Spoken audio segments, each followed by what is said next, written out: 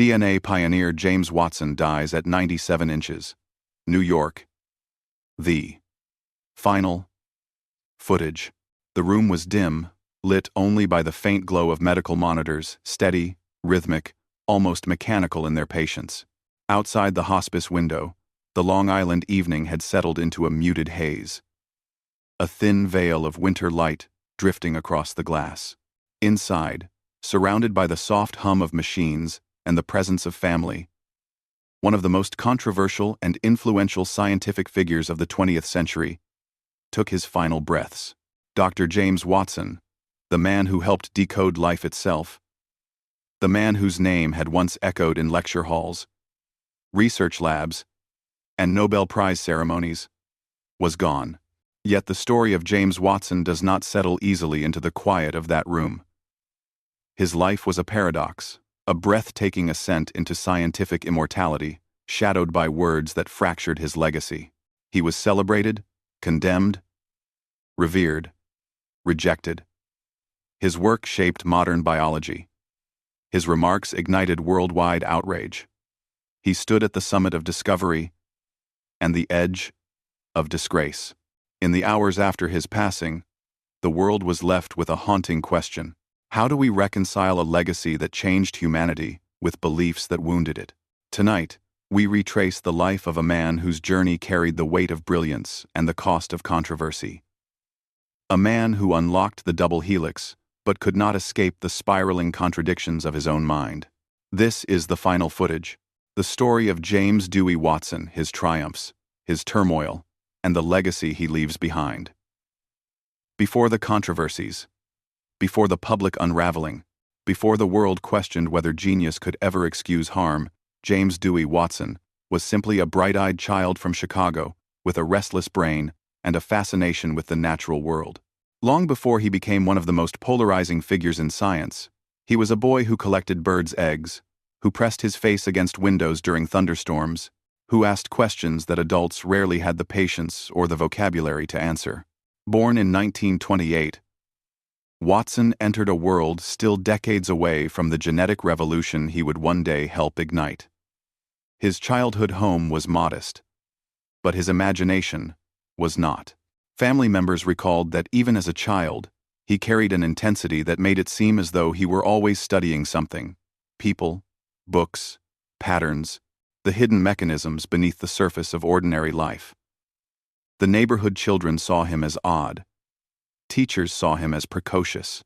His parents saw him as exceptional.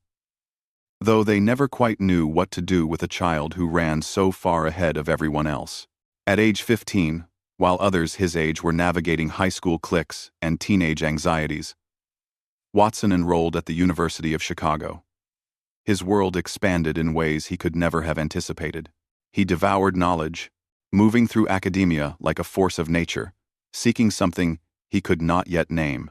Science was not just a discipline for him, it was a competitive arena, a battlefield of ideas, a place where he could chase the kinds of questions that had haunted his mind since childhood.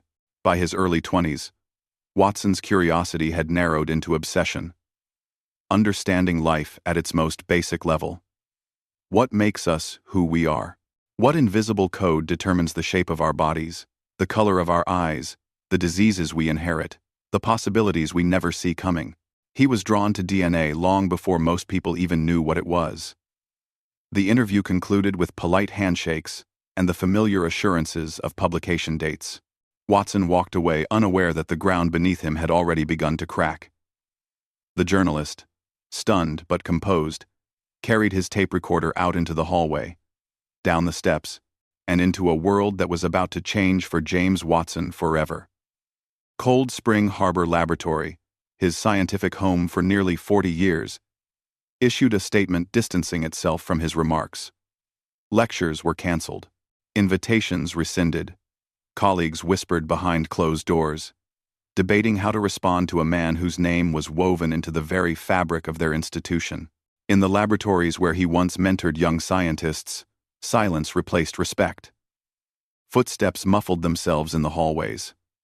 Eyes turned away when he passed. Then came the turning point. The moment that felt like the scientific equivalent of a crime scene. being discovered. His leadership roles were stripped away, first symbolically, then formally. He stepped down as chancellor. His influence evaporated almost overnight.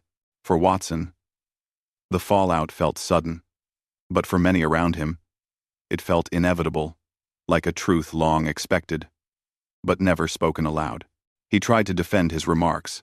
He claimed they were misunderstood, taken out of context. But the damage was done. The words existed, and the world had heard them. What makes this moment feel like a crime story is not that a law was broken, but that a legacy was. A life's work, decades of scientific triumph, began collapsing under the weight of a worldview that could no longer be excused, forgiven, or ignored. This was the day the unraveling began. Not with scandalous revelation or hidden evidence, but with a sentence spoken aloud, a headline printed in black, and a world that refused to look away.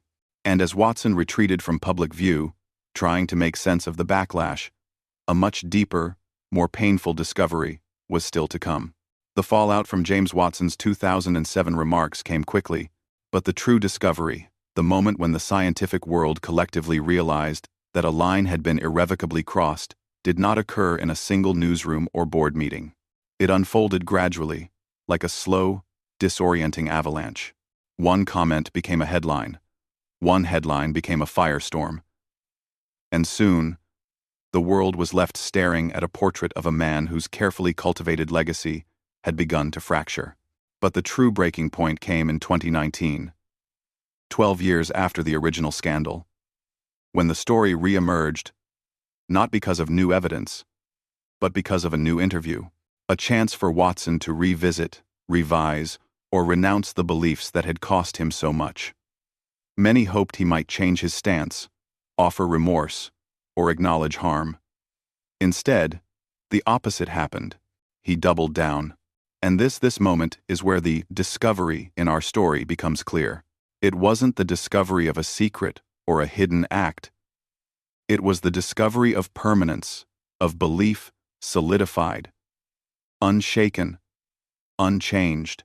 And the world reacted not with shock this time, but with a heavy, disappointed certainty. The scientist who helped discover the structure of DNA had chosen to stand by ideas that contradicted the genetic unity of humanity he helped uncover. But before that final break, there was another discovery, one far more emotional. Inside Cold Spring Harbor Laboratory, where Watson's portrait hung on walls, he once walked with quiet authority. Staff members gathered in small clusters, whispering over printouts of the new interview. New scientists, many younger, more diverse, shaped by a different era, felt a complicated grief settling over them. They admired the discovery of the double helix. They respected the scientific vision, but the man behind it? That was harder now. The story of James Watson, the man who helped decode the blueprint of life itself, is a tale of brilliance intertwined with human imperfection. It is a narrative that refuses easy answers, that resists the comfort of simple heroes or villains. As we reflect on his life from the exhilaration of discovery to the shadow of controversy, we confront something deeply universal. The tension between achievement and morality, between legacy and accountability. Imagine the moment he first glimpsed the double helix on paper, the geometric perfection of twisted ladders and spiraling rungs. A young scientist at just 25, Watson was poised on the precipice of history, and the air must have vibrated with possibility. He had no idea the structure he was about to unveil would not only transform biology but also redefine how we understand life itself. For decades, his name was synonymous with genius. And rightly so. But genius does not inoculate a man against moral failure, and history remembered both sides of Watson's story, the innovation and the indignity. To follow his life is to navigate a landscape of extremes. There are moments of awe, groundbreaking discoveries in molecular biology, pioneering contributions to cancer research, and participation in mapping the human genome. These are milestones that changed the trajectory of science, offering hope, insight, and the promise of a better future. And then, there are the moments of reckoning, the repeated statements that stained his reputation, the public criticism, the resignations, and revocations. In a way, Watson's life reminds us that science, no matter how elevated, is inseparable from humanity. And humanity is flawed. Yet there is profound value in the discomfort of that duality. His story forces us to ask questions we often avoid. How do we honor genius while condemning injustice? Can a discovery be celebrated even when its discoverer falters morally? And, perhaps most urgently, how do institutions, communities, and families reconcile the brilliance of a person with the harm they may have caused? Watson's life became a lens for this inquiry. For the scientific community, the aftermath of Watson's controversy was not only a period of mourning, but also of reflection and renewal. Policies were re-examined. Voices previously marginalized were amplified. And the story of Rosalind Franklin received renewed attention, finally recognizing her contributions to the discovery of DNA. In this way, Watson's missteps catalyzed progress. They created space for ethics, inclusion, and responsibility to enter scientific discourse, enriching the very field he helped define. And what about the human element? Beyond the accolades and controversies, Watson was a father, a mentor, and a colleague. The families and friends who knew him experienced the complexity of a life that was publicly celebrated and privately contested. They witnessed the arc of a man who achieved the extraordinary, yet was held accountable for his failings. In their reflections, there is a lesson that transcends science. That human relationships, empathy, and integrity are as essential to a life well lived as any discovery. As we close this chapter, the lesson for all of us is clear. History remembers both brilliance and behavior. And it teaches that impact is measured not only by the magnitude of what we create, but also by the ethics with which we navigate the world. Watson's double helix remains eternal, a symbol of human curiosity and achievement. Yet the narrative surrounding him reminds us that legacy is fragile, that our words and actions echo as loudly as our discoveries. At the final footage, we explore stories like these not to sensationalize, but to illuminate the profound human truths within them. Every tale, whether it centers on scientific breakthroughs, chilling mysteries, or true crime, carries lessons about empathy, morality, and the enduring quest for justice. Stories such as Watson's compel us to reflect, to question, and to confront the complexities of human nature. And in doing so, they remind us why history, memory, and accountability matter. If this story resonated with you, we invite you to join our community. Subscribe to The Final Footage, where each episode immerses you in real-life stories that are gripping, cinematic, and thought-provoking. Turn on notifications so you never miss a story that challenges your understanding of the world and the people who inhabit it. Through these narratives, we honor lives, illuminate truths, and confront uncomfortable realities.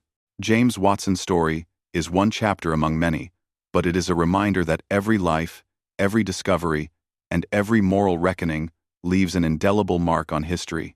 As we explore more cases, more mysteries, and more stories of human triumph and failure, we invite you to reflect deeply, empathize fully, and witness history as it unfolds, one story at a time.